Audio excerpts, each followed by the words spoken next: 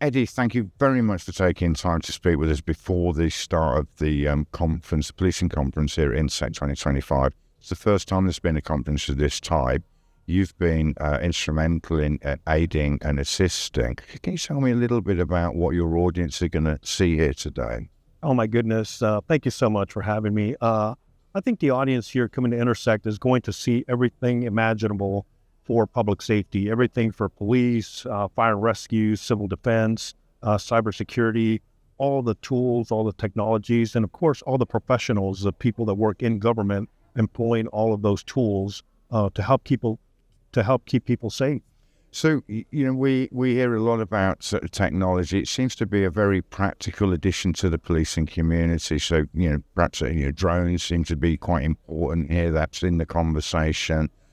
What about things like AI? Is that in the room as well? Oh, for sure. AI actually is the leading theme being spoken about here at this conference. Whether you go to the policing conference such as this one, or the security leaders conference, which is next door, or the civil defense and fire rescue conference, which is also here in this World Trade Center, AI is the leader in all the conversations, followed by, of course, drone technology, and all the technologies that really are just helping public safety keep people safe. It would appear to me that the challenges in this region are perhaps a little different from other territories. Would you agree with that, or does your expertise say actually no, policing is policing?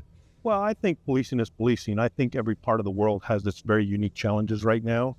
But this part of the world, what I think sets them apart is that they focus on zero tolerance to crime and absolutely no shenanigans of any kind, if you will.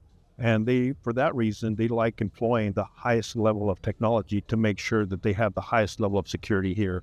And when I say here, I'm talking about the United Arab Emirates, which countries like the UAE, and I don't want to get into naming countries because then it'll, start to not look good. But suffice to say that the United Arab Emirates really focuses on keeping people safe, and therefore they really bring the highest level of technology. When I look around the supporting exhibition, I see, to your points, that some of the gizmos almost that seem to be in the room. And it's nice to see fresh thinking in policing, and I think that's one of the things that seems to be coming across here. It's nice to see that Intersec have embraced what is a requirement across the region that, and the UAE does seem very adept at bringing people together. Yes. How many countries do you think you expect to see here? Oh, my goodness. Easily over 100. Easily over 100 countries will be represented here at this conference because there's people, I know personally, people coming from all over the world, New Zealand, Australia, United States, all over the place. This is quite possibly the largest public safety conference in the world that I'm aware of. So that's a lot of knowledge in the room, isn't it? So from a peer group sort of perspective, there's a lot to be gained from sitting in this conference today.